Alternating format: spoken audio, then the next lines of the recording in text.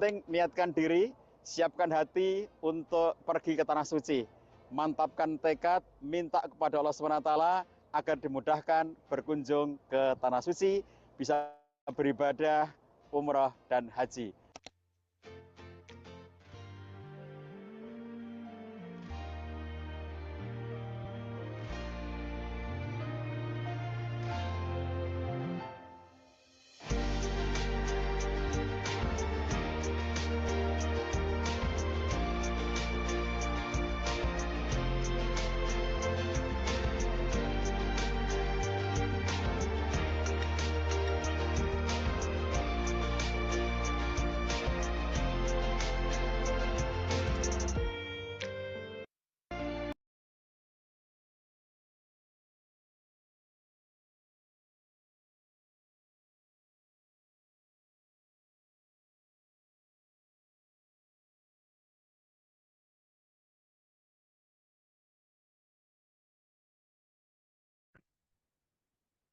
Bismillahirrahmanirrahim.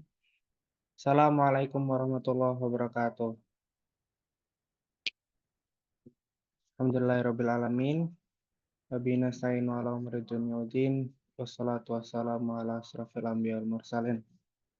Asyhadu an la ilaha illallah wa asyhadu anna Muhammadan abduhu wa rasuluh. Allahumma shalli ala sayyidina Muhammad wa ala alihi washabihi ajmain. Selamat pagi Bapak Ibu peserta Madrasah Baitullah, saudara-saudara semua. Kami ucapkan ahlan wa sahlan dalam forum kita Madrasah Baitullah, forum rutin yang insya Allah akan terus kita laksanakan untuk sarana kita mencari ilmu, kita berdiskusi, kita silaturahim, yang insya Allah akan selalu rutin kita adakan pada setiap pekannya. Bapak Ibu yang dirahmati Allah, pada pekan ini, pada Sabtu kali ini kita ada di majelis ke-122 dan kita akan belajar mengenai mengajarkan anak untuk mencintai sunnah, mengajarkan ikatan akidah melalui Baitullah, zikir, dan amal sunnah. Kali ini kita akan dibersamai oleh Ustadzah Ida yang sudah bergabung dengan kita. Jadi saya himbau untuk seluruh peserta Madrasah Baitullah, Bapak Ibu, saudara-saudara semua, mari kita kembali fokuskan diri kita kepada Zoom ini, ke dalam Zoom ini. Bagi Bapak Ibu yang bisa on cam, boleh on cam, kita turut meramaikan Zoom. Bagi Bapak Ibu yang ingin mencatat, ingin menyiapkan catatannya, silahkan dipersiapkan catatan terbaiknya, dipersiapkan media menulisnya, bisa buku ataupun dari device masing-masing, silahkan. Insya Allah kita akan segera mulai Madrasah Baitullah kita pada pagi hari ini.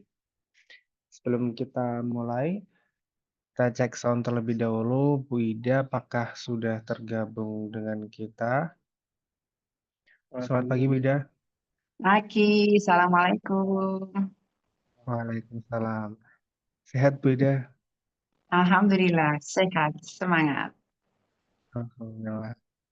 Baik, peserta sekalian, karena Bu Ida sudah bergabung pada Zoom kali ini, agar tidak berlama-lama, waktu dan tempat langsung saja kami persilahkan kepada Bu Ida. Ya, baik. Terima kasih, Bang Dipa. Bismillahirrahmanirrahim. Assalamualaikum warahmatullahi wabarakatuh.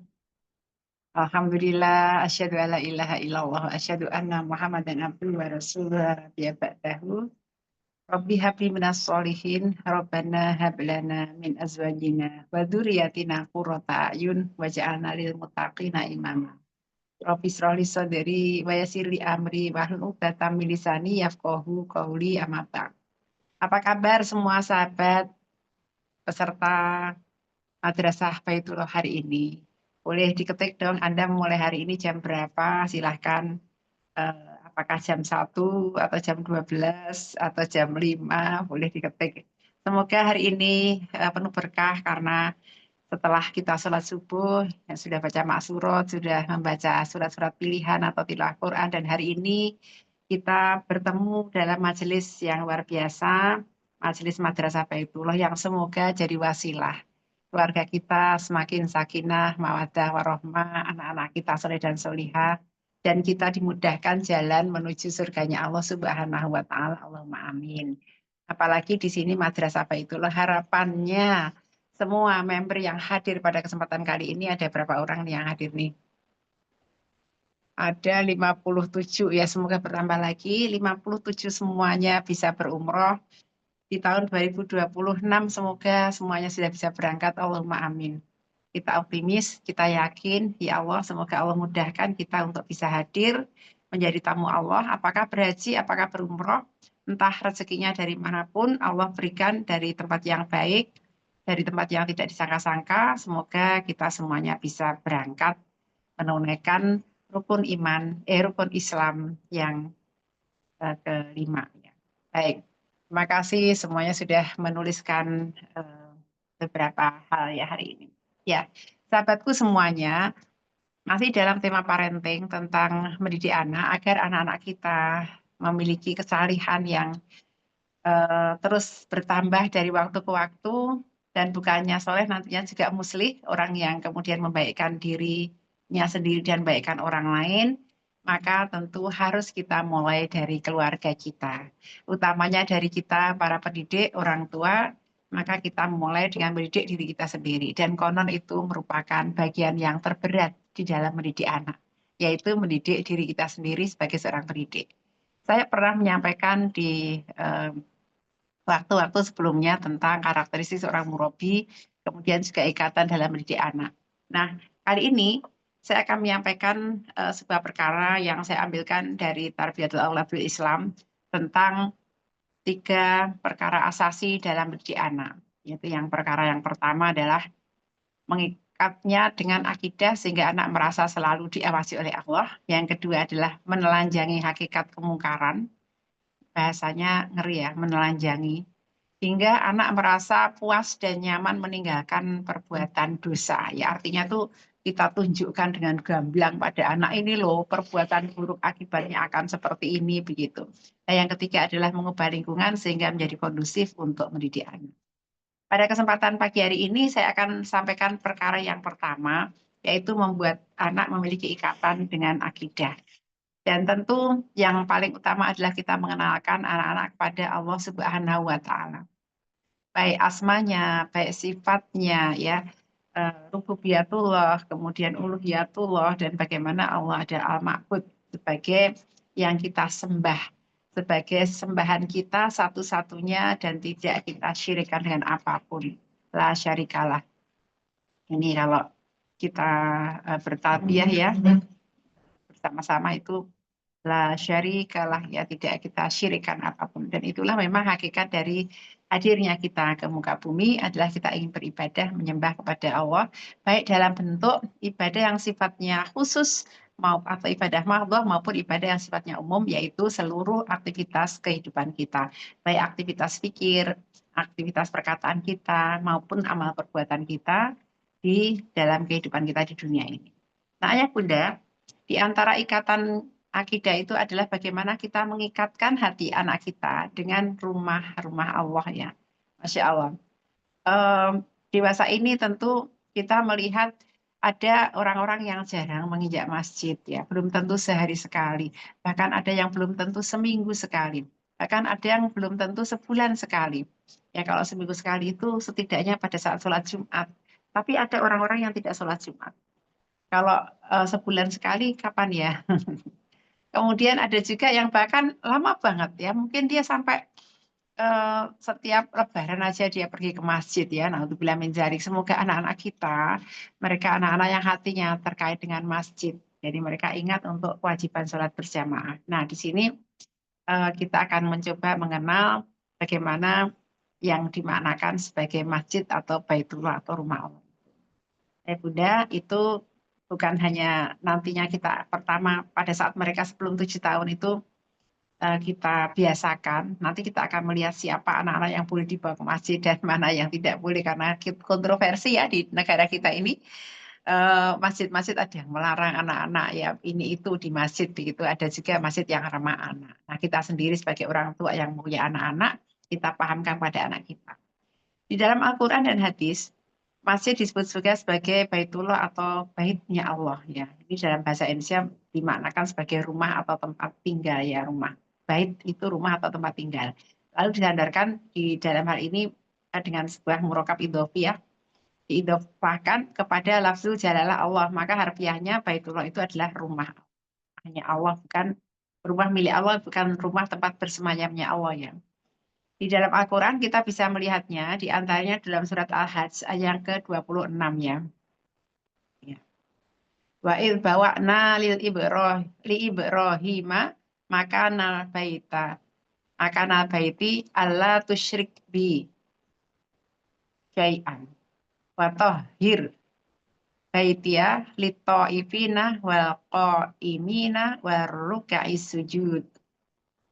Ini adalah sebuah peringatan dari Allah, dan ingatlah ketika kami memberikan tempat kepada Ibrahim di tempat Baitullah dengan mengatakannya, janganlah kamu memperserikatkan, menyekutukan sesuatu pun dengan aku, dan sucikanlah rumahku bagi orang yang tawaf, dan orang-orang yang beribadah, dan orang yang rukuk, dan orang yang sujud. Masya Allah. Membayangkan betapa indahnya ya kita nampak tilas perintah Allah pada Nabi Ibrahim yang berlangsung pada Nabi kita Muhammad SAW. Hari ini kita bayangkan ya ada 55 atau 56 ya jamaah Wonderful Umroh ya dalam Umroh Silajati bersama Ustadz Satori dan Pak Cahyadi. Mereka hari ini sudah sampai ke Madinah. Kemarin mereka langsung ke Baitullah melaksanakan ibadah umroh, dan hari ini mereka sudah di Madinah. Kemarin melaksanakan sholat Jumat di Madinah. Hari ini jadwalnya adalah city tour untuk mengunjungi tempat-tempat bersejarah. Nampak tilas ya para Rasulullah dan para sahabat, perjuangan Rasul dan para sahabat. Nah, Baitullah itu adalah kalimat dalam Al-Quran ya.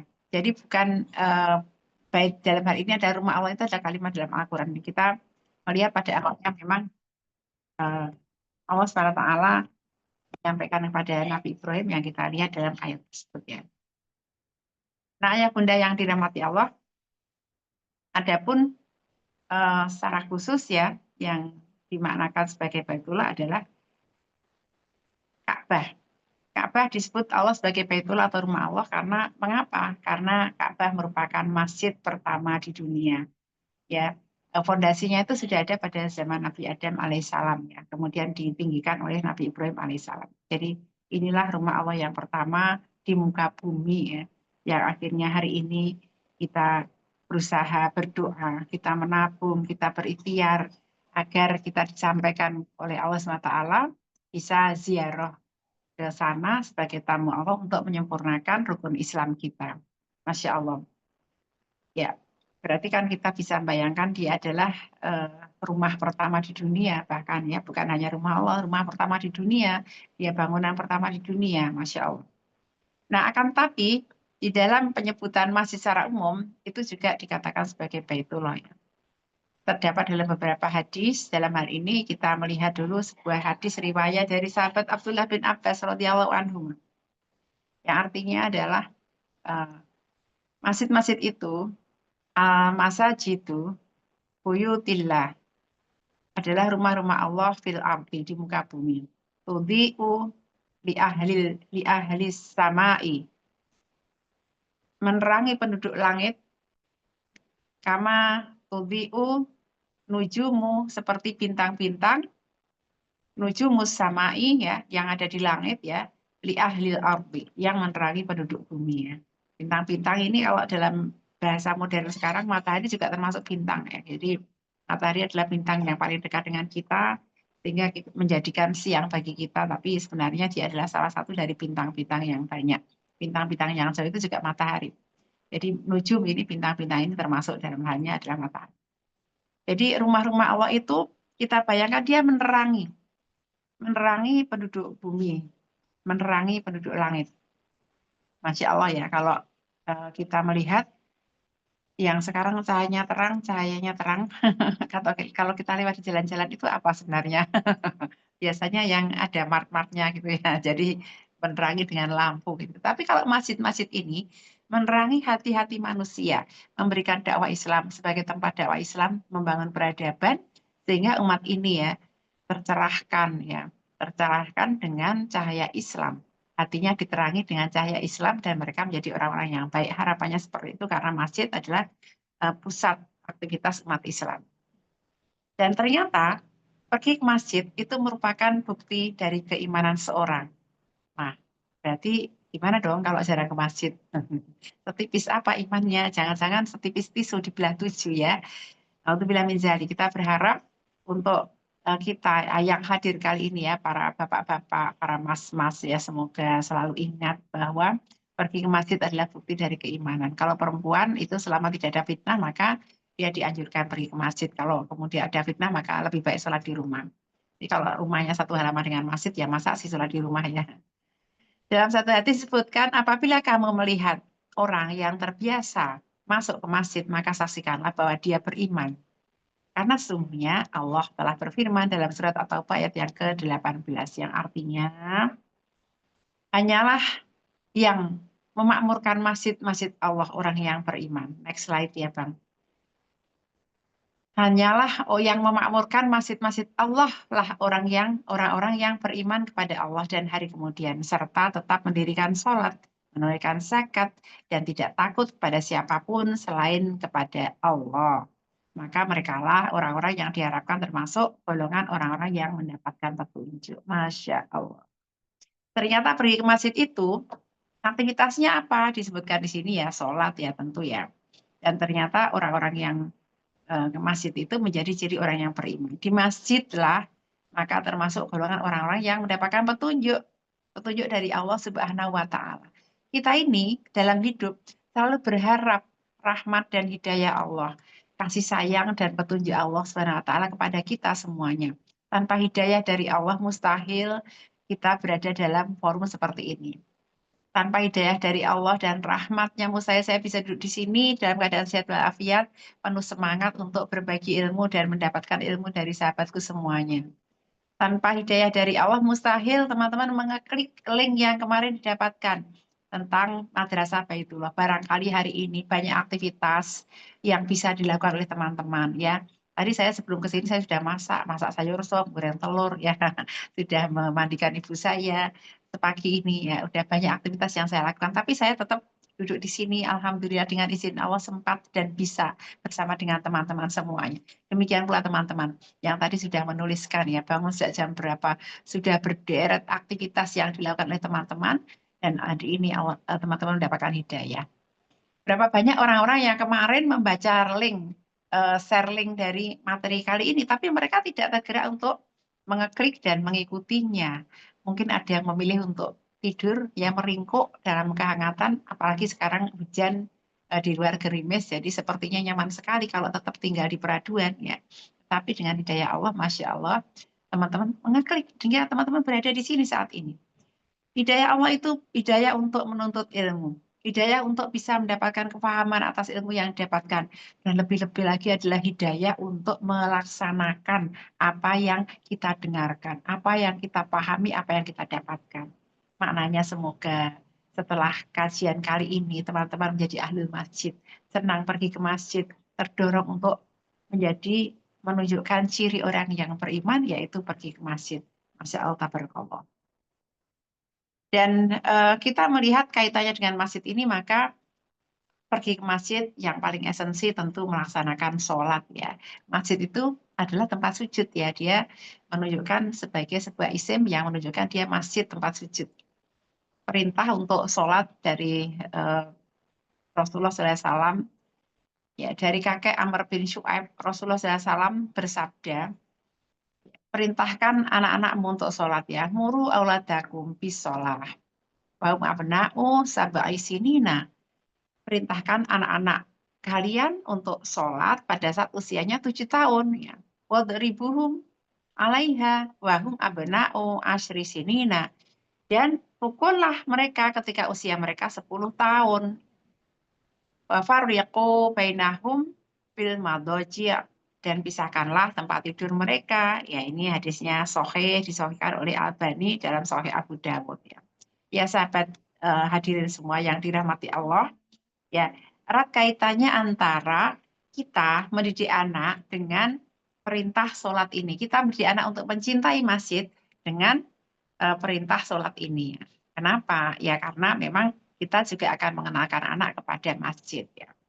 Nah, Di slide selanjutnya kita melihat bahwa ternyata para ulama juga ada tidak membolehkan anak-anak pergi ke masjid manakala masih memiliki sifat-sifat seperti ini ya. Ini yang pertama belum bisa diatur dan dipahamkan ya. Carpe diem lah gitu ya. Karena anak-anak itu memang belum bisa mengontrol dirinya sendiri.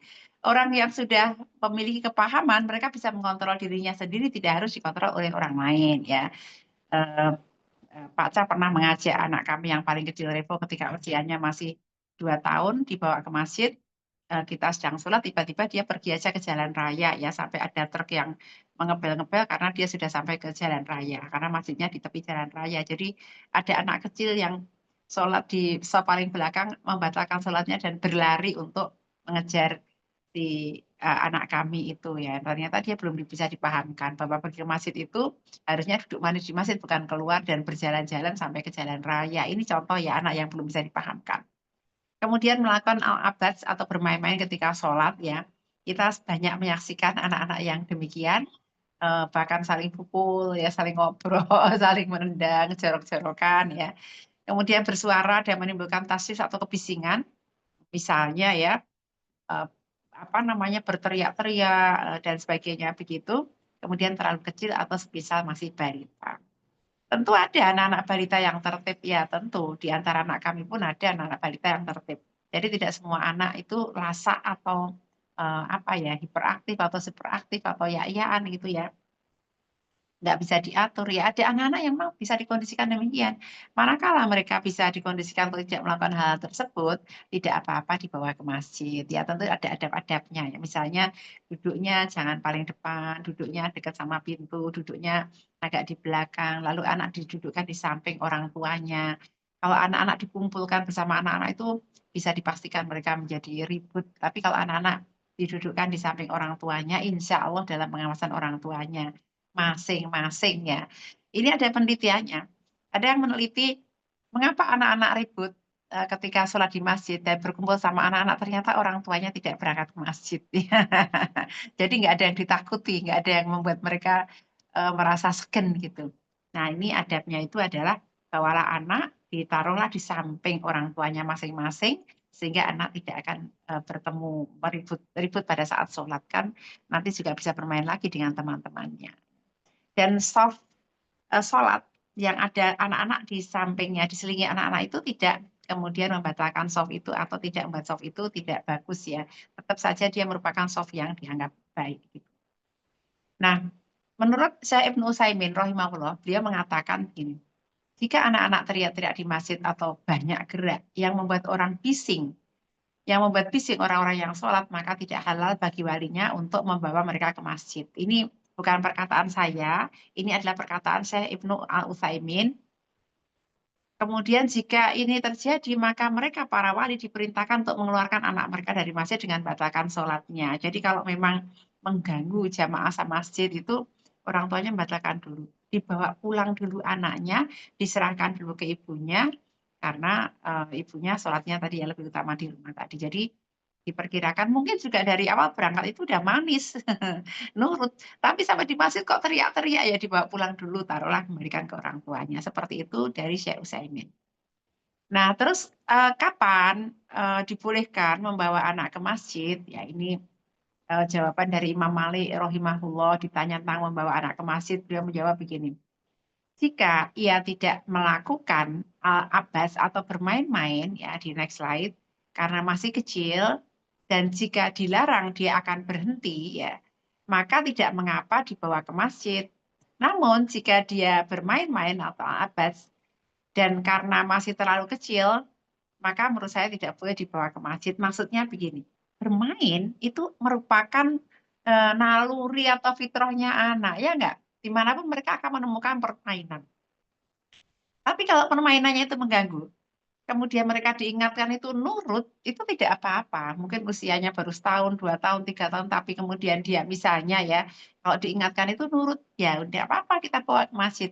Ya saya juga punya cucu yang kalau diingatkan nurut, ya kemudian ya udah apa-apa dibawa ke masjid karena dia tidak akan mengganggu jamaah yang lain. Dia taat ketika diingatkan dia akan berhenti dari bermain-main yang menimbulkan keributan tadi. Nah, ini menurut Imam Malik ya. Baik. Ayah bunda yang dirahmati Allah, ya, betapa kuatnya perintah untuk sholat berjamaah di masjid ini. Bahkan ini ada dialog Rasulullah dengan dari Abu Hurairah ya. Ada dialog menceritakan tentang dialog Rasulullah SAW. Dari Abu Hurairah radhiyallahu anhu diriwayatkan ia berkata begini, seorang buta atau tunanetra pernah menemui Nabi Shallallahu Alaihi Wasallam dan berkata, wahai Rasulullah, saya tidak punya seorang yang akan menuntunku ke masjid. Lalu dia meminta keringanan pada Rasulullah SAW untuk sholat di rumah. Ketika sahabat itu berpaling, beliau kembali bertanya, apakah engkau mendengar panggilan azan? Laki-laki itu menjawab benar. Beliau bersabda, penuhilah seruan tersebut, hadirlah sholat jamaah. Orang buta, Masya Allah. Kalau telinganya masih mendengar panggilan azan, artinya masjid itu masih dalam jangkauan dia untuk berangkat ya. Pada masa dulu tidak ada speaker ya. Sahabat Bilal itu naik ke atas atap untuk membacakan panggilan azan. Dan anginlah yang membawa azan itu. Dengan kehendak Allah sampai kepada rumah-rumah para sahabat. Ketika mereka mendengarkan panggilan azan itu, walaupun dia seorang yang buta, maka disuruh untuk berangkat ke masjid. Mohon maaf, apakah ada jamaah di sini yang buta atau punya saudara yang buta? Insya Allah yang ada di sini semuanya lengkap matanya. Telinganya juga masih normal, masih bisa mendengar suara saya. Apalagi di Indonesia, masjid itu letaknya sangat berdekatan di Pulau Jawa khususnya, juga di beberapa pulau yang lain yang religius, maka kita perhatikan masjid-masjid itu dalam jangkauan. Banyak masjid di sekitar kita. Boleh memilih masjid yang sebelah mana, karena biasanya panggilannya bersaut-sautan. Hanya dengan hidayah dan rahmat Allah, tergerak hati ketika mendengar azan itu bukan merapatkan selimut, tetapi pergi ke masjid, menyahut panggilan azan itu ya. Karena apa? Hayya 'alas shalah, hayya 'alal falah. Kalau kita mau beruntung dalam hidup kita, mau mendapatkan kemenangan, kuncinya adalah sholat. Dan laki-laki perginya sholat ke masjid. Nah, sahabatku yang dirahmati Allah, apa hikmahnya anak pergi ke masjid ini? Anak akan mendapatkan lingkungan yang baik untuk menjaga kesalihan dan menjaga ibadahnya. Dan anak akan dekat dengan sumber ilmu dan terjaga sejauh apapun dia pergi dari rumahnya. Kadang-kadang anak kita nanti, bukan ya sebagian ya, karena saya katakan kadang-kadang, harus safar untuk menuntut ilmu, untuk bekerja, ya kadang-kadang juga untuk menunaikan keperluan yang lain. Mereka jauh dari rumah, jauh dari orang tuanya yang bisa menasihati mereka. Tapi sepanjang hati mereka terkait dengan masjid, mereka akan menemukan komunitas kebaikan. Mereka akan menemukan lingkungan yang baik. Sahabatku, kalau bukan kita umat Islam yang memakmurkan masjid ya melalui dakwah di sana dengan hadirnya kita sholat jamaah di masjid, menggelar majelis ilmu dan membawa anak-anak kita ke masjid, maka siapa lagi? Karena disitulah tempat yang akan bisa menyinari kita dengan cahaya. Cahaya keimanan dan juga cahaya keislaman. Nah, kita akan masuk pada bagian yang kedua, mengikatkan anak dengan amal-amal sunnah. Sahabatku yang dirahmati Allah, ibadah sunnah dalam Islam merupakan sebuah rangkaian amal yang dianjurkan oleh Rasulullah SAW. Selain dari ibadah wajib, ya apa ibadah wajib? Kita melihatnya dalam rukun Islam, ada sholat 5 waktu, puasa Ramadan, zakat, berhaji. Dan ibadah sunnah ini keutamanya juga luar biasa, jangan diabaikan. Karena dia sama pentingnya dengan ibadah wajib. Oleh karena itu, kita sebagai seorang muslim berusaha untuk melaksanakan ibadah sunnah ini sebanyak mungkin ya. Jadi kalau bahasanya itu kita memperbagus kualitas ibadah wajib kita dan memperbanyak amal-amal sunnah kita. Apa saja di antara fadilah amal sunnah ini, sahabatku yang dirahmati Allah, Allah Subhanahu wa taala berfirman, siapa yang memusuhi waliku, maka aku mengumumkan perang terhadapnya. Tidaklah hambaku mendekatkan diri kepadaku dengan sesuatu yang lebih aku cintai dibandingkan awal yang aku wajibkan padanya. Ingat, perhatikan. Amal-amal wajib adalah upaya kita untuk takarub ilallah, untuk mendekat, berakrab-akrab dengan Allah Subhanahu wa taala. Itu adalah amal wajib. Dan tidaklah hambaku terus-menerus mendekatkan diri kepadaku dengan amal-amal sunnah sampai aku mencintainya. Akan tapi di sini saya bold ya, amal-amal sunnah itu akan mendatangkan cinta Allah Subhanahu wa Ta'ala. Kita tahu ada orang-orang yang dekat tapi tidak mendapatkan cinta kita, ya enggak? Ada orang itu di sekitar kita tapi tidak sebesar itu cinta kita kepadanya. Ya, semoga ketika kita mendekat kepada Allah dengan amal-amal wajib, kita juga bisa mendapatkan cinta Allah dengan amal-amal sunnah. Dan apa akibatnya? Ketika seorang itu mendapatkan cinta Allah Subhanahu wa Ta'ala, Masya Allah, tabarakallah. Jika aku sudah mencintainya, aku Allah ini ya, aku menjadi pendengarannya yang digunakan untuk mendengar, menjadi penglihatannya yang digunakan untuk melihat, dan menjadi tangannya yang digunakan untuk memegang, menjadi kakinya yang digunakan untuk berjalan, dan jika dia meminta kepadaku, sungguh aku akan beri, Masya Allah. Dan jika dia minta perlindungan kepadaku, sungguh aku akan melindungi. Sahabatku, dalam hidup kita ini kita banyak hajatnya, ya enggak? Boleh dong ditulis di sini, hajat kalian terbesar apa sih sekarang ini? Mungkin ada yang ingin keterima jadi P3K. Mungkin ada yang pengen keluarganya sakinah, mawaddah, warohmah. Silakan dituliskan. Mungkin ada yang pengen anaknya soleh dan solihah. Mungkin ada yang pengen pergi berumroh, pergi berhaji. Ada yang pengen renovasi rumah, beli mobil ya, punya tabungan.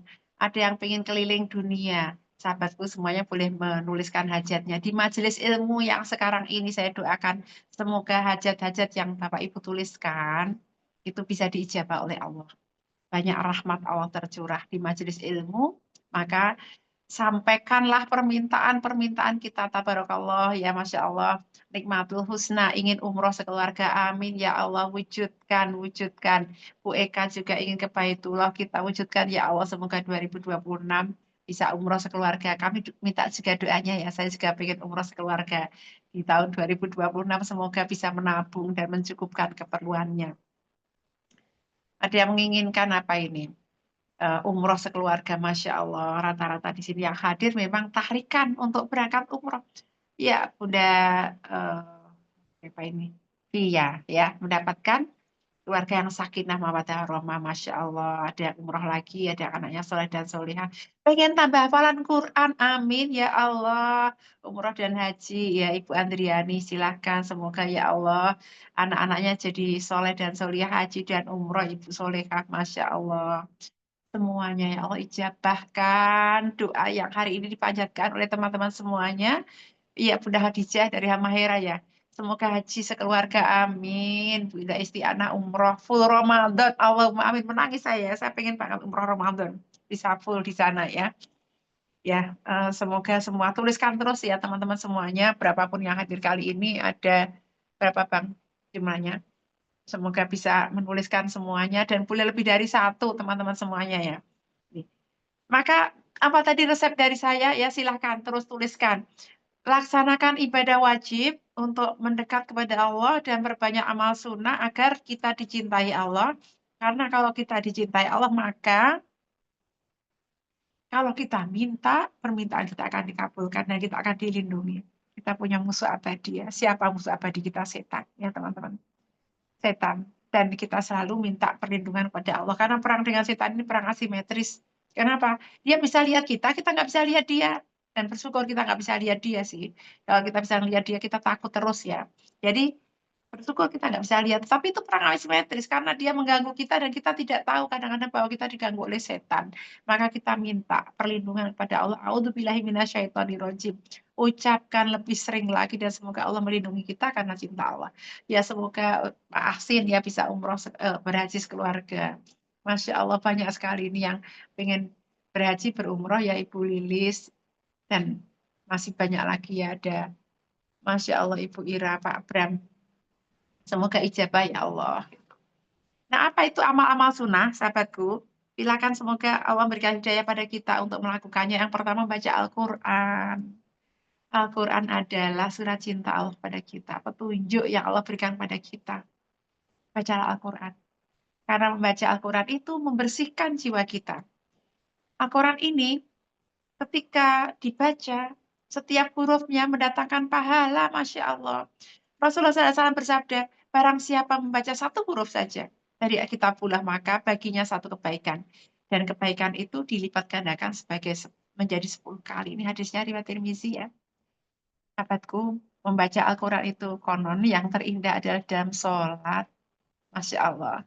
Rasulullah SAW itu bertilawah dalam sholat. Beliau sholat membaca Al-Baqarah, sholat membaca Ali Imran, membaca An-Nisa, sampai sahabat yang makmum di belakangnya, ini dalam sholat sunnah ya, sholat malam, itu nggak tahan, ya Allah betapa lamanya Rasulullah itu berdiri untuk sholat ya. Kita baca Al-Baqarah ya, berapa 3,5 juz, berapa lama? Mungkin butuh 3 jam waktunya, itu hanya untuk 1 rakaat surat Al-Baqarah ya, Masya Allah. Maka teman-teman cobalah menambah hafalan Quran, karena betapa indahnya ketika kita menyetorkan bacaan kita kepada Allah dengan membacanya pada saat sholat. Masya Allah. Bu Asyifa ya, semoga bisa berangkat umroh, barokallah. Dan membaca Al-Quran itu juga menenangkan hati. Beberapa teman melakukan challenge seperti begini, kalau lagi gundah, pengen jawaban, kemudian membuka halaman, dibuka saja, membaca ayat yang Allah pilihkan saja, dan ternyata itu ayatnya seakan-akan jawaban dari kegundahannya, Masya Allah. Semoga semua yang hadir di sini hatinya tenang dengan baca Al-Quran, Masya Allah. Di antara doa saya adalah menjadi sahabat Al-Quran. Saya minta ya Allah dijadikan sahabat Al-Quran. Al-Quran itu saya hidup dalam naungan Al-Quran. Yang kedua adalah sholat sunnah. Sahabatku semuanya, ibadah sunnah di antaranya adalah ibadah sunnah seperti sholat sunnah. Seperti sholat tahajud, sholat duha, sholat istikharah, sholat witir, sholat rawatib. Dan ini kita laksanakan sesuai dengan tuntunan Rasulullah SAW. Tentu manfaatnya begitu banyak. Dia membuat kita semakin mendapatkan cinta Allah, mendekatkan diri kepada Allah, menguatkan iman kita, dan juga meningkatkan ketakwaan. Ini adalah efek domino ya. Satu ibadah dilakukan, tapi dampaknya luar biasa. Ke diri kita sendiri, itu kita rasakan ketenangan hati. Keimanannya bertambah, ketakwaannya bertambah ya. Dan tentu menjaga kita, inna sholata tanha 'anil fahsya'i wal munkar. Nah, sholat sunnah ini menyempurnakan pahala dari ibadahnya sholat wajib. Ya, di slide selanjutnya kita melihat sesungguhnya amalan yang pertama kali dihisab pada manusia di hari kiamat adalah sholat. Allah Azza wa Jalla berkata pada para malaikatnya, dan dialah yang lebih tahu. Lihatlah pada sholat hambaku, apakah sholatnya sempurna atau tidak. Maksudnya Allah Maha tahu bahwa sholatnya itu sempurna atau tidak. Makanya dikatakan dan dialah yang Maha tahu. Jika sholatnya sempurna, maka akan dicatat baginya pahala yang sempurna. Namun jika sholatnya tidak sempurna, jika sholatnya ada kekurangannya, maka Allah berfirman, lihatlah apakah hambaku memiliki amalan sunnah. Jika hambaku punya amalan sunnah, maka sempurnalah kekurangannya itu yang ada pada amalan wajib dengan amalan sunnahnya. Kemudian amalan lainnya akan diperlakukan seperti itu ya. Puasanya juga begitu, puasa wajibnya apakah sempurna, sempurnakan dengan puasa sunnah. Zakatnya juga begitu, sempurnakan dengan pahala sedekah. Haji dan umrohnya ya, disempurnakan dengan pahala umroh yang sunnah. Ada umroh wajib, ada umroh sunnah ya. Sahabatku, boleh dong diklikkan kapan terakhir kali kita merasa sholat khusyuk. Sholat yang kita membacanya, memahami bacaannya, dan kita hadir mindful sejak Allahu Akbar, takbiratul ihram sampai Assalamualaikum warahmatullahi wabarakatuh, Assalamualaikum warahmatullahi wabarakatuh. Pikirannya nggak piknik, pikirannya nggak kemana-mana, pikirannya terpaut dengan bacaan-bacaan. Allahu Akbar membangunkan kita lagi, mengingatkan lagi Allah yang Maha Besar, hal yang lainnya itu sepele, hal yang lain itu kecil, yang paling besar adalah Allah. Kapan kita bisa sholat? Dengan mengingati Allah, dengan rasa khusyuk, memahami, meresapi setiap bacaannya. Ketika kita baca Al-Fatihah, seakan-akan kita sedang berdialog, mengobrol dengan Allah, matur kepada Allah. Ketika kita membaca Ihdinas Shiratal Mustaqim, benar-benar kita minta petunjuk pada Allah. Kapan? Sahabatku semuanya. Ketika kita membaca Allahumma ghfirli, Allah ampunilah aku. Kapan kemudian kita merasa kita sedang mohon ampun pada Allah? Sahabatku yang dirahmati Allah, itu adalah perjuangan kita setiap hari. 5 kali dalam sholat wajib, kemudian tambahkan dengan sholat-sholat sunnah. Kadang-kadang ada masa sejenak kita lalai, yang diingat adalah kompornya, yang diingat penitinya, yang diingat anaknya, yang diingat suaminya, yang diingat hutangnya. Maka mari kita sempurnakan pahalanya dengan ibadah-ibadah sunat rawatib. Masya Allah, sahabatku semuanya, kita lanjutkan dengan sholat duha, dilakukan sholat terbit matahari sampai menjelang zuhur. Habis ini nanti teman-teman bisa langsung berwudu untuk melaksanakan sholat duha. Rasulullah SAW bersabda, dalam tubuh manusia ada 360 persendian. Wajib bagi setiap sendi untuk disedekahi. Maka setiap tasbih adalah sedekah. Dan cukup baginya untuk menggantikan semua itu dengan 2 rakaat sholat duha. Ya. Jadi kalau nggak sempat loh, menyedekahi setiap ruas-ruas kita. Ya dengan subhanallah, dengan tasbih sebagai sedekah persendian kita. Teman-teman bisa sholat duha. Ini hadisnya riwayat Muslim dan ada banyak tulisan yang menyampaikan bahwa sholat duha adalah sholat yang membuka pintu rezeki. Walau alam bisawab, laksanakan saja, urusan rezeki adalah urusan Allah Subhanahu wa Ta'ala. Baik. Kemudian sholat tahajud, Masya Allah. Sholat tahajud ini sahabatku pernah diwajibkan kepada para sahabat pada masanya. Kemudian Allah menjadikan kewajiban sholat 5 waktu dan sholat tahajud menjadi sholat sunnah yang sangat kuat. Ditekankan sekali dalam Islam. Dilakukan kapan? Bisa sepertiga malam terakhir atau setengah. Kemudian sholat ini memiliki banyak keutamaan, yaitu mendekatkan diri pada Allah dan memperkuat doa-doa kita, Masya Allah. Menghapus dosa-dosa kita, memperkuat doa-doa kita. Di dalam surat Al-Isra ayat yang ke-79 ya. Wa minal laili fatahajjat bihi nafilatan lak. Dan pada sebagian malam bertahajudlah kamu kepada Allah sebagai ibadah tambahan bagimu. Asa ayat asaka rabbuka maqaman mahmuda. Mudah-mudahan Tuhanmu mengangkatmu ke tempat yang terpuji. Jadi teman-teman, kalau kita ingin mendapatkan kedudukan mulia di sisi Allah maupun di sisi manusia, resepnya ada pada salat tahajud. Tentu kita pengen kedudukan mulia terutama di sisi Allah. Karena inna akramakum indallahi atqakum, maka sholat tahajud ini akan meningkatkan ketakwaan kita. Mungkin kita sanggup 2 rakaat, atau 3 rakaat, atau 5 rakaat, atau 7 rakaat, atau 11 rakaat, atau 9 rakaat. Sesuai dengan kemampuan kita dan hidayah Allah pada kita. Badan kita sehat, diniatkan sebelum tidur, nanti malam aku bangun malam untuk sholat tahajud. Ya teman-teman, pandanglah jam dinding yang ada di kamar Anda. Nggak ada Ibu, ya. Jam tangan juga boleh, jam waker juga boleh. Lihat jamnya, sekarang sholat subuh itu sekitar jam 4 ya teman-teman kalau di Jogja.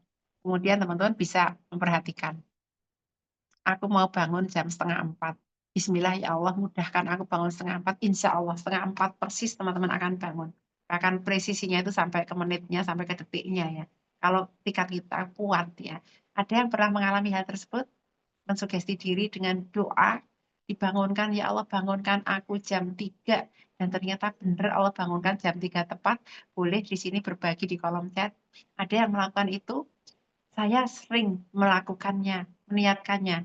Walaupun nanti prakteknya kadang-kadang, aduh kok badannya sakit semua tidur lagi. Tapi Allah bangunkan itu benar seperti doa kita. Ya, Masya Allah ya, di Kediri jam 3.42. Wow, awal sekali ya kalau di timur ya. Masya Allah. Jadi, iya teman-teman ya, Ibu Nur juga mengalaminya ya. Jadi kalau pengen banget terus bener, tulis gitu, apa namanya, pandangi jamnya, lafadzkan doanya, besok itu dibangunkannya tuh persis gitu ya. Loh, kok persis presisi banget di menit ke itu kita bangun gitu, kita melek biar gitu. Allah membangunkan jiwa kita. Ini merupakan keajaiban doa ya menurut saya. Bagaimana kemudian Allah itu kabulkan niat baik kita, dimudahkan. Yang penting punya hidayah untuk berniat baik ya. Masya Allah. Semoga teman-teman memulai yang belum pernah mengalami nanti malam dipraktekkan ya. Kemudian puasa sunnah, Masya Allah. Puasa sunnah ini dilakukan di luar puasa wajib ya, seperti puasa Ramadan atau puasa qadha ya, atau puasa nazar itu juga puasa wajib. Puasa sunnah diantaranya adalah 6 hari di bulan Syawal ya. Kemudian puasa Arafah, puasa Senin Kamis, puasa Daud. Kemudian puasa ini punya banyak sekali ya, kita kalau bulan Ramadan biasanya kaji tuntas tentang masalah puasa ini. Karena dia akan bisa membersihkan jiwa dan tubuh kita, menambah rasa syukur kita kepada Allah dan menguatkan keimanan dan ketakwaan kita, Masya Allah. Rasa lapar pada saat puasa itu nikmat ya teman-teman ya. Rasa lapar yang diniatkan dan setelahnya itu Meminum segelas air putih pun nikmatnya itu luar biasa. Ya, bahkan makan sebutir kurma pun rasa nikmatnya luar biasa. Menambah kesyukuran kita bahwa ternyata nikmat lapar itu ada, nikmat makan itu ada ya, mencicip rasa itu ada, itu kenikmatan orang yang berpuasa itu 2 kali, pada saat dia berbuka dan nanti pada saat dia mendapatkan ganjarannya di sisi Allah Subhanahu wa taala. Masya Allah, tabarakallah. Kemudian selanjutnya ibadah sunnah adalah silaturahim, teman-teman. Siapa yang berniat silaturahim hari ini? Boleh dituliskan di kolom komentar. Boleh silaturahim ke rumah saya juga boleh. Mau silaturahim nanti sore saya ada pengajian permata yang tinggal di Jogja dan sekitarnya. Saya undang ya ke rumah saya. Hadir jam 2 ada bazar pakaian patas pakai. Boleh membawa barang yang akan ikut dijual untuk donasi Palestina dan Sudan. Boleh membeli untuk donasi Palestina dan Sudan. Boleh nggak usah beli tapi donasi juga boleh ya. Lalu jam 4 ada pengajian. Insya Allah temanya adalah soft spoken. Soft spoken dalam merawat kesehatan mental keluarga. Saya bikin materinya kemarin sehari itu 2 materi. Saya kemarin sehari mengerjakan hanya 2 materi yang sekarang dan materi itu ya, saking mempersiapkan diri dengan sebaik-baiknya. Untuk hari ini ya saya siapkan materi itu. Silahkan saya undang teman-teman yang Jogja dan sekitarnya hadir nanti sore di rumah saya sejak siang ya. Boleh bawa oleh-oleh buat saya. Nggak usah deh, bawa doa saja yang penting ya. Jadi silaturahim ini adalah amalan yang mendatangkan rahmat dan memperpanjang usia ya teman-teman semuanya. Masya Allah. Banyak hal itu kesalahpahaman kadang-kadang terjadi pada saat kita melakukan komunikasi online secara tidak langsung. Tapi kalau udah ketemu itu, insya Allah ya, dengan niat baik kita menyambung silaturahim, itu akan dimudahkan kita untuk menyambungkan hati kita. Dan itu mendatangkan rahmat Allah, mendatangkan rezeki, ya Masya Allah luas sekali. Dalam hadis riwayat Bukhari Muslim, Rasulullah SAW bersabda, barang siapa yang ingin diluaskan rezekinya, dipanjangkan umurnya, hendaklah dia menyambung silaturahim. Masya Allah. 2 setidaknya. Apa tadi? Dipanjangkan usianya dan diluaskan rezekinya. Siapa yang pengen rezekinya ditambah? Semua orang pengen ya. Ya silakan tulis saya. Saya pengen rezeki saya ditambah. Saya pengen bisa apa namanya? Bersedekah minimal misalnya setiap bulannya 10 juta. Tulis saja, saya mau sedekah setiap bulan 10 juta, bukan penghasilan kita. Penghasilannya jauh lebih besar harusnya. Pengennya sekarang belum tercapai, saya sedekah 10 juta setiap bulan. Sesekali tercapai, tapi pengen kalau bisa setiap bulan itu sedekah. Infak sodakonya 10 juta, minimalnya itu barang kapasitas saya. Mungkin ada orang yang doanya 100 juta. Doa saya baru bisa sedekah 10 juta setiap bulan. Teman-teman semoga juga bisa demikian ya. Kita bukan orang yang mengharapkan sedekah, tapi orang yang bisa meluangkan harta kita untuk sedekah. Boleh pengen sedekah 1 juta sebulan, 2 juta sebulan. Sebutkan aja, Allah akan tambahkan rezeki kita.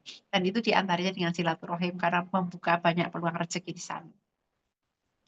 Apalagi di antara sunnah-sunnah itu, ya menjaga wudhu, Masya Allah.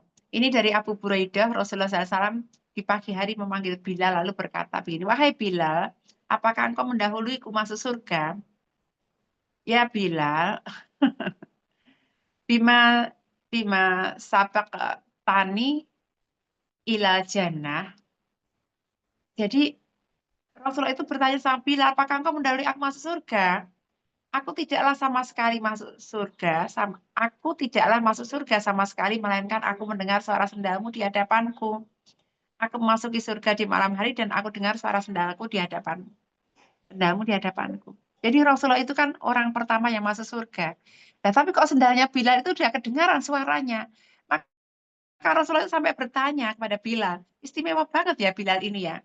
Bayangkan, dari miliaran manusia itu, dari sendal yang mereknya harganya ecek-ecek sampai harganya mahal itu, sendalnya Bilal yang kedengaran suaranya di surga, temanku. Rinding nggak dengar hadis ini? Dan apa rahasia Bilal? Inilah jawaban Bilal. Bilal menjawab, wahai Rasulullah, aku biasa tidak meninggalkan sholat 2 rakaat sedikit pun. Setiap kali aku berhadas, aku lantas berwudu. Dan aku membebani diriku dengan sholat 2 rakaat. Setelah itu sholat sunnah wudu. Ini Bilal ya. Amal istimewanya itu. Bukan hanya muadzin Rasulullah. Bilal yang dikatakan seorang laki-laki dengan rambut serupa jagung. Rambut yang keriting serupa jagung. Kemudian dengan seorang laki-laki dengan kulit yang legam. Dan ternyata, Masya Allah, dia dijemburi oleh Rasulullah ya. Karena Rasulullah sudah mendengarkan suara sendanya, sementara Rasulullah baru masuk surga. Padahal Rasulullah adalah manusia yang pertama kali masuk surga, Masya Allah. Ya, sahabatku, ini adalah amalnya dari Bilal bin Rabah yang membuat kita semua yang ingin melakukannya. Syekh Abu Malik dalam Fiqh Sunnah Linisai mengatakan bahwa disunahkan berwudu setiap kali wudu tersebut batal karena adanya hadas. Imam Nawawi rahimahullah mengatakan disunahkan menjaga wudu atau diri dalam keadaan suci, termasuk juga kita tidur dalam keadaan suci ya. Teman-teman, mungkin ada yang tukang batalan ya kayak saya ini ya. Sedikit-sedikit batal, sedikit batal. Kadang-kadang wudu itu betapa repotnya setiap kali berwudu. Tapi kalau itu memang upayakan sebisanya dilakukan ya teman-teman. Terutama mau tidur, itu tidurlah dengan keadaan berwudu. Karena kita tidak tahu apakah kita akan dicabut nyawa kita atau tidak pada saat kita tidur. Ya, siapa yang terbiasa melaksanakan menjaga wudhu sebelum tidur, terutama ya teman-teman silahkan. Mari kita laksanakan amal-amal sunnah ini yang luar biasa. Kemudian amal yang lain adalah sedekah. Nah, sedekah ini luar biasa. Dia adalah amal sunnah yang memiliki banyak sekali manfaat. Dia bermanfaat bagi yang memberikan maupun yang menerima. Dan sedekah itu bukan dilihat dari yang menerima, tapi yang memberi ya. Maksudnya apa sih itu? Ada kan pernah teman sahabat semua yang hadir di sini membaca kisah tentang seorang yang salah bersedekah, dalam tanda petik salah ya, karena sedekah tidak pernah salah ya. Pada suatu malam dia keluar dan dia bersedekah, ternyata yang dia kasih sedekah itu orang kaya. Sehingga orang-orang mencela dia, kayak gimana sih kamu tuh sedekah sama orang kaya? Dan ternyata apa yang terjadi? Ketika dia bersedekah sama orang kaya yang pelit itu, orang kaya itu menjadi dermawan. Dia sadar, dia dapat hidayah, dan dia menjadi dermawan. Jadi salah enggak? Enggak. Saya punya seorang umahat di Jakarta, yang beliau senang untuk berwakaf Al-Quran itu pada orang-orang kaya. Bayangkan. Dia berwakaf pada orang kaya, dia kasih, Ibu, ini ada wakaf Quran saya sampaikan kepada Ibu. Dan dia mengatakan begini, kaget kan? Kenapa Ustazah? Oh, saya punya proyek wakaf, saya senang memberikan wakaf atau hadiah juga pada Quran ini pada semua orang. Biar dia tergerak hatinya untuk mendekat pada Al-Quran. Kemudian ini orang kaya yang dia kasih Al-Quran itu mengatakan, kalau begitu saya ikut programnya Ustazah, saya berwakaf 100 Al-Quran. Nah kan, ya teman ya, ketika kita bersedekah kepada orang kaya, atau memberi hadiah pada orang kaya, dan ternyata dia itu tergerak untuk kemudian melaksanakan hal yang serupa. Masya Allah, tabarakallah. Lalu dalam cerita selanjutnya tadi, teman-teman mungkin pernah membacanya, dia bersedekah dan ternyata yang dia beri itu seorang pencuri. Bayangkan, maling gitu ya, mungkin koruptor. Kalau zaman sekarang maling itu kan ada yang berkerah putih ya. Mungkin maling kelas teri yang mengambil ayam, yang mengambil sendal di masjid ya. Na'udzubillah min dzalik ya, semoga anak keturunan kita dan diri kita terjaga dari melakukan kecurangan seperti itu. Dan orang-orang mengatakan, gimana sih kamu itu kok ngasih sedekah kepada orang yang pencuri gitu. Dan ternyata pencuri itu bertobat ketika kemudian diberi sedekah itu. Dan yang terakhir dia bersedekah dan ternyata kepada seorang pelacur. Orang sudah mengatakan, dia perempuan nggak baik-baik, kenapa kamu kasih? Dan ternyata dia juga bertobat. Jadi sedekah itu, sahabatku, tidak pernah salah. Bersedekahlah. Ya, insya Allah itu akan membawa kebaikan pada yang memberi maupun yang menerima. Dan banyak lagi tentang keutamaan sedekah ini, ya. Di antaranya di dalam surat Al-Munafikun, dan belanjakanlah wa'anfiqu mimma razaqnakum, dari sebagian yang telah kami berikan kepadamu sebelum datang kematian ya, min qabli ayatiya ahadukum mul mauta, sebelum datang kematian pada salah satu dari kalian. Lalu dia berkata, fayaqul Robi laula akhortani ila ajalin koribin fa'as-sodaqa wa aku minas solihin. Jadi mayat itu, orang yang wafat itu minta ditunda kematiannya. Ya Robku, berikan engkau, mengapa engkau tidak menangguhkan kematianku sampai waktu yang dekat yang menyebabkan aku dapat bersedekah dan termasuk orang-orang yang soleh. Ini permintaan orang yang udah di ujung ajalnya. Kalau sempat mau sedekah ya, teman-teman kadang kita berpikir harta itu kita simpan-simpan, padahal tidak dibawa mati kecuali harta yang kita wakafkan, kita sedekahkan, kita infakkan ya. Maka orang yang udah mau di ujung tanduk ini, di ujung maut ini, Ya Allah kalau bisa, bahkan dalam riwayat yang lain kan mayat kalau dibangunkan ngapain dia akan bersedekah.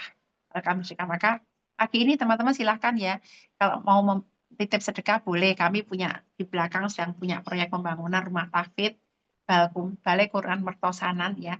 Total biaya yang dibutuhkan itu sekitar 3,5 miliar dan baru terkumpul ya sekitar 900-an juta yang sekarang kita wujudkan dalam bentuk kita bangun lantai 1 dari 2 bangunan, 2 lantai setiap bangunannya. Teman-teman boleh bersedekah, boleh berinfak, boleh ya. Nanti bisa disampaikan pada panitia. Nah, sedekah silakan, itu akan membuat harta kita menjadi abadi. Mengubah harta dunia menjadi harta akhirat dengan apa? Dengan sedekah. Baik ya. Kemudian ikatan dengan zikir ya. Yang ketiga, bagian ketiga adalah bagaimana anak kita ini kita ajarkan untuk bisa mencintai amal-amal sunnah ini dengan zikir. Di antaranya zikir ini, ya zikir ini berasal dari kata zakaro yadhkuru atau zukr atau zikr, yang artinya apa? Perbuatan dengan lisan, menyebut, menuturkan, mengatakan, dengan hati mengingat dan menyebut. Kemudian ada yang berpendapat zukur bidomi saja dengan hati saja, dengan lisan saja atau dengan hati dan lisan. Dan zikir bil kasri dapat diartikan khusus sebagai pekerjaan lisan, dengan lisan kita yang banyak menyebut nama Allah. Dalam surat Al-Ahzab ayat yang ke-41 ini perintahnya tegas jelas ya. Ya ayyuhalladzina amanu dzkurullaha dzikran katsira. Disuruhnya zikir itu yang banyak, bukan sedikit ya, banyak. Artinya, hai orang-orang yang beriman, ya ayyuhalladzina amanu, apakah hati kita bergetar dengan panggilan keimanan itu? Jika masih ada iman dalam hati kita, maka kita tersambung dengan ayat ini. Aku, ya Allah, orang-orang yang beriman. Kemudian perintahnya, udkurullaha dzikron katsira. Ingatlah Allah dengan zikir yang sebanyak-banyaknya ya. Kita baca misalnya subhanallah 33 kali, alhamdulillah 33 kali, Allahu Akbar 33 kali, dan ini adalah wasiat Rasulullah pada Fatimah ketika Fatimah mengeluhkan badannya sakit semua dan minta seorang pembantu. Ibu-ibu mana yang kalau mau tidur badannya udah sakit semua, kecapean, kelelahan, sebelum tidur Rasulullah memberikan penggantinya pembantu itu dengan zikir subhanallah, alhamdulillah, la ilaha illallah, akbar ya. Kemudian kadang-kadang ada yang menyebutkan 100 kali, subhanallah 100 kali, alhamdulillah 100 kali ya, Allahu Akbar 100 kali. Atau lengkap membaca subhanallah, alhamdulillah, wa la ilaha illallah, Allahu Akbar 100 kali. Oke. Istighfar Rasulullah minimal 100 kali. Membaca sholawat, Masya Allah. Banyak kalimat-kalimat thayyibah yang bisa kita baca untuk membuat lisan kita basah oleh zikir. Zikir itu perkara mudah. Mudah sekali melakukannya, nggak pakai biaya, nggak usah bayar. Ya, nggak usah bayar. Kalau kita nggak punya kantor, kita pakai jari kita saja. Ini ruas-ruas jarinya bisa dipakai untuk menghitung. Kalau sudah sediakan sarananya, tinggal bagaimana pada saat berzikir kita sambungkan hati kita. Jadi bukan berzikir sambil pikirannya kemana-mana. Oke. Ya, sahabatku, kemudian zikir yang lain adalah istighfar, minta ampun pada Allah. Begini, ada yang memberikan saran, jika waktu kamu sedikit dan permintaan kamu banyak, lakukan saja kamu tobat dan istighfar. Tobat itu untuk meminta ampun kepada dosa-dosa yang dianggap besar lah gitu. Atau dosa kecil yang terus-menerus kita lakukan. Istighfar untuk melakukan dosa-dosa kecil ya. Maksudnya apa? Misalnya nggak sengaja menginjak kakinya temennya, itu ya astagfirullahaladzim. Nggak usah Allah Akbar, kemudian kita sholat, taubat karena menginjak kaki teman kita, kan nggak gitu ya. Itu dosa-dosa kecil ya, nggak sengaja kita menyakiti orang lain ya dengan seperti itu, atau hal-hal yang lain yang misalnya tadi temannya mengucapkan salam kok aku lupa nggak jawab salam, atau jawabnya cuma sama aja. Dia menjawabnya lengkap padahal assalamualaikum warahmatullahi wabarakatuh, kemudian kita waalaikumsalam, dan muka kita mungkin masam. Ya, teman-teman nggak perlu sholat taubat untuk itu, astagfirullahaladzim gitu ya. Istighfar dan taubat ini, kalau kemudian kita diterima istighfar kita, diterima taubat kita kepada Allah, apa yang terjadi? Permintaan kita akan dikabulkan. Jadi kalau waktu kita pendek, ya misalnya di rodoh, udah banyak ini listnya yang mau disebutkan, apalagi titipan doa dari orang-orang. Waktunya pendek di rodoh itu. Kalau antriannya lagi panjang itu cepat sekali digusur-gusur orang lain. Lakukan sholat taubat dulu yang pertama di sana. Semoga Allah terima taubat kita. Banyak istighfar ya, baru kemudian beberapa doa yang sangat penting saja. Yang lainnya kita banyakin istighfar. Semoga dengan begitu Allah sudah kabulkan semua harapan-harapan keinginan kita. Masya Allah ya. Istighfar minimal berapa? 100 kali sehari. Kemudian apa sih hikmahnya zikir ini, sahabatku yang dirahmati Allah? Zikir ini, alladzina amanu wa tatma'inna qulubuhum bidzikrillah ala bidzikrillah tatma'innul qulub. Artinya orang-orang yang beriman dan hati mereka menjadi tentram dengan mengingati Allah, ingatlah ala bidzikrillah, dengan zikir pada Allah, tatma'innul qulub. Maka hati menjadi tentram. Masya Allah sahabatku semuanya. Semoga kita menjadi orang-orang yang senantiasa berzikir. Kita ajari anak-anak kita untuk senantiasa berzikir. Makanya mudahkan lisan kita ini mengucapkan kalimat-kalimat zikir. Lisan kita kalau diisi dengan zikir, maka dia tidak sempat mengeluh ya. Contoh nih ya, katanya kalau jalan menanjak. Kan mengeluhnya, aduh ya Allah kok ya nanjak, nggak sampai-sampai. Ya Allah capek, ya Allah kakiku. Ya Allah kenapa sih ada jalan semenanjak ini? Tapi kalau kita baca Allahu Akbar, Allahu Akbar, Allahu Akbar, kan lisan kita jadi tidak mengeluh ya enggak? Lalu kemudian kalau ada hal-hal yang tidak menyenangkan kita, ya atau kita melihat sesuatu yang buruk, dan kita mengatakan subhanallah, maha suci Allah dari keburukan itu misalnya. Kita nggak sempat mencela, kok ada sih orang kayak gitu, kok bisa sih dia melakukan seperti itu, ya enggak? Kok bisa sih dia sejahat itu? Kita nggak perlu mengeluh-mengeluh itu. Kenapa? Karena lisan kita basah oleh zikir pada Allah. Ya, dan dengan zikir itu kita berharap kita terjaga dari perbuatan-perbuatan yang buruk. Demikian sahabatku semuanya, kita sudah sampai di ujung slide, sudah selesai. Semoga Allah mudahkan kita mengikatkan diri dengan akidah, dengan amal sunnah, dan semoga anak-anak kita bisa terbawa dengan apa yang kita lakukan, terinspirasi, mencontoh, berteladan kepada orang tuanya yang selalu berniat baik, berkata baik, dan melakukan hal baik. Terima kasih. Assalamualaikum warahmatullahi wabarakatuh. Saya kembalikan kepada pembawa acara. Silakan Bang Diva. Waalaikumsalam warahmatullahi wabarakatuh. Insya Allah, alhamdulillah, jazakillah khairan katsiran kepada Ustazah Ida yang telah membawakan materi pada pagi hari ini. Alhamdulillah, insya Allah kita akan setelah ini masuk ke sesi tanya jawab. Monggo Bapak Ibu, apabila ada yang ingin ditanyakan, dipersilahkan untuk mengajukan pertanyaan di kolom chat. Kemudian nanti kita akan bacakan pertanyaan dari Bapak Ibu sekalian. Baik Bapak Ibu, sebelum kita memasuki sesi tanya jawab, izinkan kami dari Wonderful Umroh untuk menyampaikan beberapa informasi terlebih dahulu.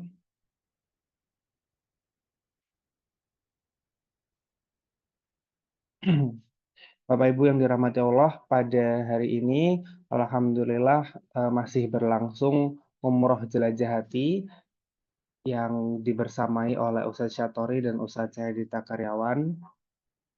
Alhamdulillah hari ini sudah masuk ke Madinah setelah kemarin melaksanakan umroh terlebih dahulu di Mekah, kemudian menuju ke Madinah, dan nanti insya Allah akan langsung pulang dari Madinah. Nah Bapak Ibu, berikut kami informasikan paket-paket lainnya dari Wonderful Umroh yang tersedia di semenjak bulan Desember. Jadi Bapak Ibu bagi yang sudah terfikirkan untuk umroh, sudah ada keinginan untuk umroh, sudah punya tabungan dan sudah ingin segera umroh, silakan bisa menghubungi kami. Insya Allah di setiap bulan kami ada keberangkatan. Untuk paket-paket kami yang terdekat ada di bulan Desember, keberangkatan 13 Desember. Kemudian setelahnya nanti di Januari insya Allah juga ada program 9 hari. Dan kemudian di Februari juga ada 9 hari umroh pada tanggal 2 Februari ya, berangkat di 2 Februari.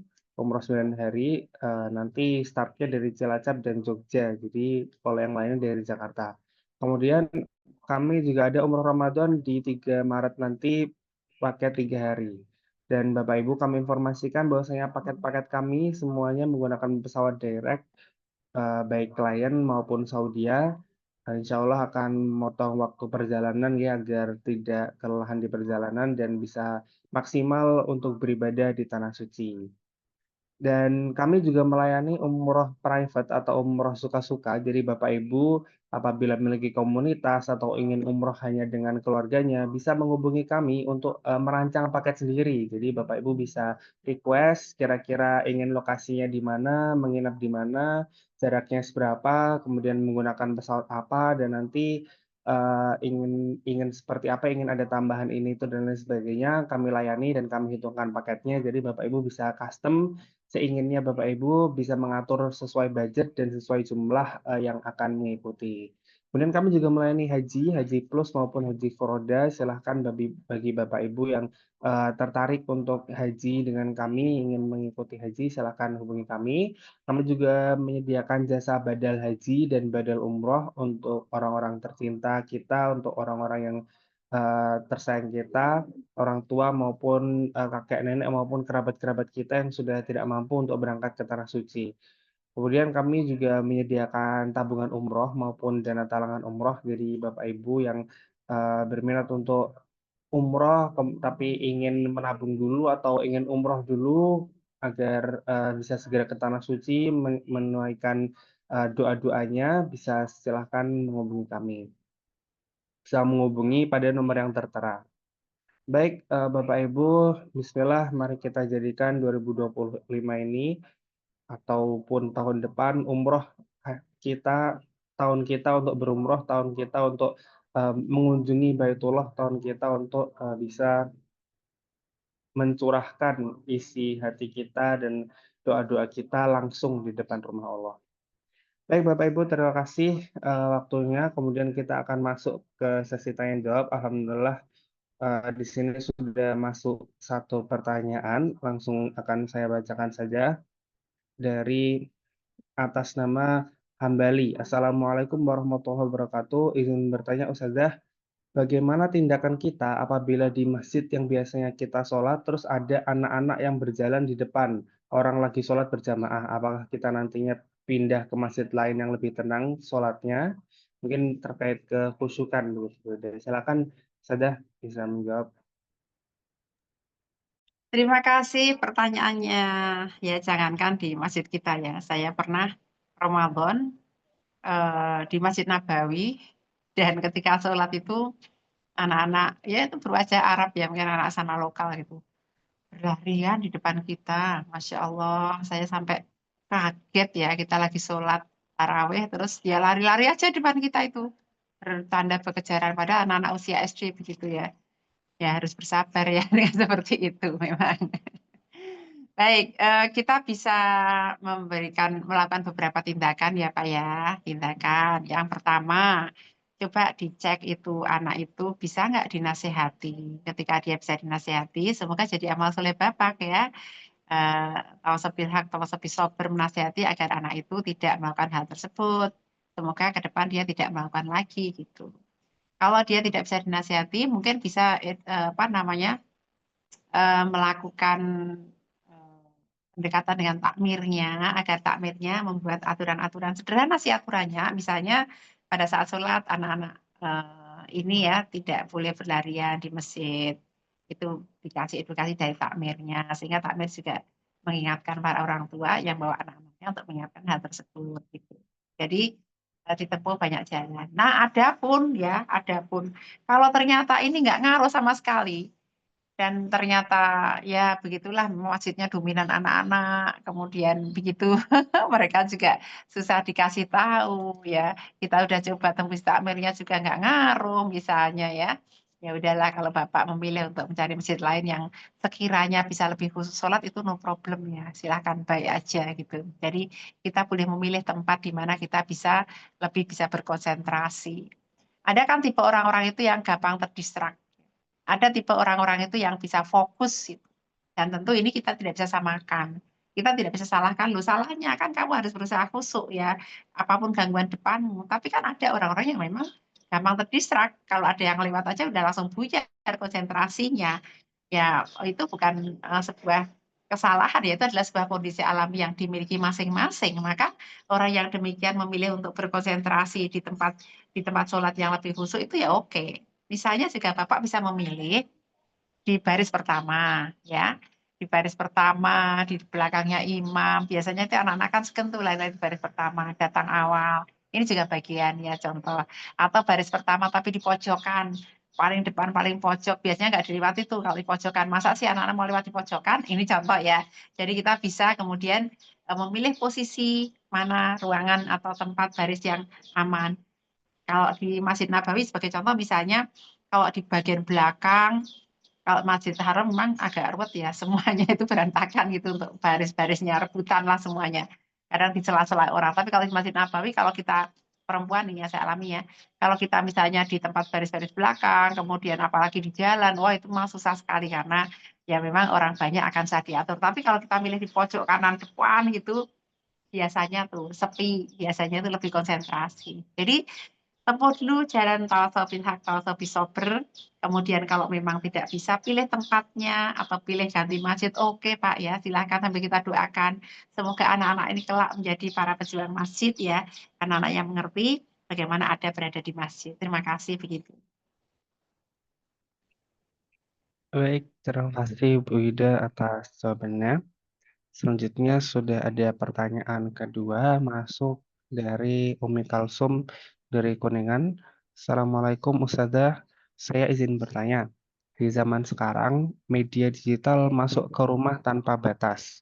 Dalam bingkai Baitullah, bagaimana orang tua menetapkan boundary digital yang sehat pada anak, sekaligus menjaga kemurnian nilai-nilai tauhid?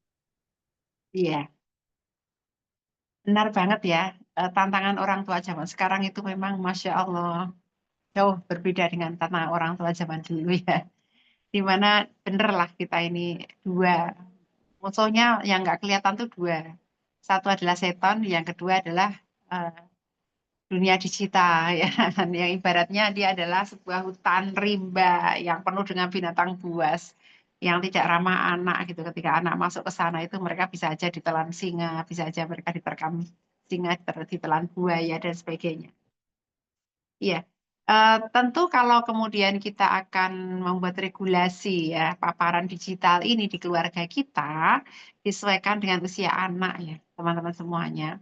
Karena ada juga orang tua yang ekstrim, anak-anak benar-benar nggak dikasih gadget, ya mereka ibaratnya itu seperti orang yang di rumahnya itu ada sungai, dekat rumahnya ada sungai besar, dan dia memilih membangun tembok yang besar agar anak tidak melihat sungai itu. Tuh ya. Kemudian ada orang tua yang mengatakan dia memilih mengajari anaknya berenang, sehingga ketika anaknya itu terjun ke sungai, dia tetap bisa menyelamatkan diri karena dia sudah belajar dan mahir berenang. Ya, saya memilih orang tua tipe yang kedua. Bagaimana kemudian anak ini kita kasih edukasi, sehingga ketika dia harus berinteraksi dengan sungai, dia tahu dia harus apa gitu. Tentu kita ada mengikuti saran, misalnya saran Ikatan Dokter Indonesia, bahwa anak-anak usia balita itu minimal terpaparnya, maksimal terpaparnya sehari itu 1 jam. Kemudian nanti ada usia berapa lagi, usia SD misalnya 2 jam dan seterusnya itu ada rekomendasi dari IDAI untuk kesehatan mata. Ini baru kesehatan fisik ya, kesehatan otak dan kesehatan mata, kesehatan penglihatan dan juga konsentrasi biar anak ini tidak menjadi anak-anak yang tidak seimbang dalam perkembangan antara motoriknya dengan konsentrasi kognitifnya dan sebagainya. Tapi pada sisi kemudian kita ini sebagai seorang muslim yang ingin menjaga akidah anak kita, ini kita harus memang membuat portal orang tua, mana yang boleh diakses dan mana yang tidak boleh diakses oleh anak. Membuat perjanjian dengan anak, edukasi dengan anak, ya hal apa yang boleh mereka saksikan dan tidak boleh mereka saksikan. Lalu melakukan pendampingan ketika anak mengakses konten digital. Jadi ada regulasinya, ada frekuensinya, ada durasinya, kemudian ada komitmen yang ada di sana, lalu ada pengawasan. Dan itu bertahap. Janganlah memberikan anak gadget sebelum dia dewasa, balik dan teredukasi. Anak-anak kecil belum boleh dikuasakan diberikan gadget, ini punyamu nggak boleh. Mereka bolehnya dipinjemi. Kalau dipinjemi itu artinya apa? Orang tua bisa mengontrol apa yang menjadi isi cek historinya ya, cek dia sudah ngapain aja. Kalau perlu akun Google-nya terhubung dengan kita, jadi kita tahu dia lagi ngapain aja itu dari keterhubungan kita atau dari gadget yang memang cuma kita pinjamkan. Lalu dia boleh dikuasakan memiliki harta itu ketika dia sudah balik dan teredukasi. Anak yang balik tapi dia juga belum paham juga belum boleh dikasih pegangan gadget ya, karena itu bisa berbahaya. Ibaratnya kita ngasih pisau tajam kepada anak yang tidak paham untuk apa. Dia bisa melukai dirinya atau melukai orang lain. Dan sudah banyak bukti-bukti ilmiah tentang itu atau bukti empiris ya, rumah sakit jiwa berisi anak-anak yang kecanduan gadget udah banyak. Lalu kasus-kasus maaf kejadian seperti porno aksi ya, kemudian kejahatan seksualitas itu karena orang-orang yang terpapar pornografi, porno aksi ya, itu dari digital ini ya, dari paparan digital. Lalu anak-anak yang sakit kanker otak atau saraf matanya bermasalah atau sarafnya bermasalah atau perilakunya bermasalah itu karena terpapar yang besar. Jadi dampak negatifnya sudah sangat nyata, maka kita orang tua yang harus waspada. Ada orang tua yang mengeluh begini. Dalam sebuah seminar ada seorang ibu yang mengatakan anak saya usia 5 tahun. Bukan 6 tahun. Anak saya usia 6 tahun, kelas 1 SD. Dan dia itu kalau dipisahkan dari gadget tantrum, ngamuk, marah, barang-barang dibanting dan seterusnya. Dan dia punya 3 gadget, 1 tablet dan 2 HP. Saya kan bingung ya. Ini ada orang tua ngasih anaknya sampai 3 gadget, 1 tablet dan 2 HP. Kata ibunya, karena papanya dulu hidup dalam kekurangan, ketika papanya mampu, bapaknya direktur bank, itu dia memberikan anaknya itu kelimpahan seperti itu. Saya aja nggak punya sebanyak itu, dan dia punya. Terus kata ibunya, dia bingung, kalau dipaksa dari gadget itu anaknya tantrum, ngamuk-ngamuk, marah, dan seterusnya. Terus gimana caranya? Ya, itu kan salahnya dari orang tua, ya nggak? Salahnya dari orang tua. Bapak Ibu harus kompak dulu. Jangan sampai ibu melarang, bapak memberi, atau bapak melarang, ibu memberi. Kompak dulu. Sepakati bagaimana kita akan mendidik anak kita, bagaimana sikapnya pada gadget, saling mendukung dua-duanya. Kompak dulu, kemudian sepakati apa yang lewat pada anak. Dan harus tegel. Tegel itu apa? Tega. Tega. Karena itu untuk kebaikan anak. Ibaratnya kita tega nggak ngasih dia pisau, walaupun dia nangis-nangis minta pisau, gitu ya. Kalau dia pengen nyetir mobil, nangis-nangis sekalipun usianya belum dapat SIM ya, baru 9 tahun, ya kita nggak kasih, karena itu akan membahayakan dirinya dan orang banyak. Ini contoh yang tega. Atau dia mau pegang api besar gitu, padahal dia nggak tahu untuk apa gunanya, kita tega untuk dia nangis-nangis, kita kasih, karena itu akan berbahaya pada dia, contohnya begitu. Maka dengan visi besar kita harus tega di dalam mendidik anak itu, untuk kemudian tidak menuruti semua keinginan anak. Jangan lupa iringi dengan doa-doa, semoga Allah mudahkan kita membimbing anak-anak kita. Demikian ya Pak ya, terima kasih. Ada lagi pertanyaannya Bang Jua? Sudah habis, sudah. Alhamdulillah bisa diakhiri ya, habis. Baik. Baik, Bapak Ibu, alhamdulillahirabbil alamin, kita sudah melaksanakan Madrasah Baitullah pada pagi hari ini.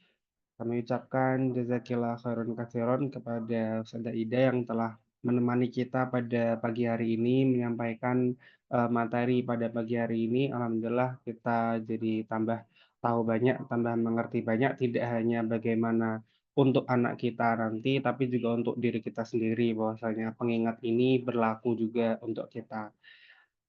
Kami ucapkan juga jazakumullah khairan katsiran kepada seluruh peserta, Bapak Ibu saudara semua yang telah hadir pada pagi hari ini menemani kita semua berdiskusi bersama.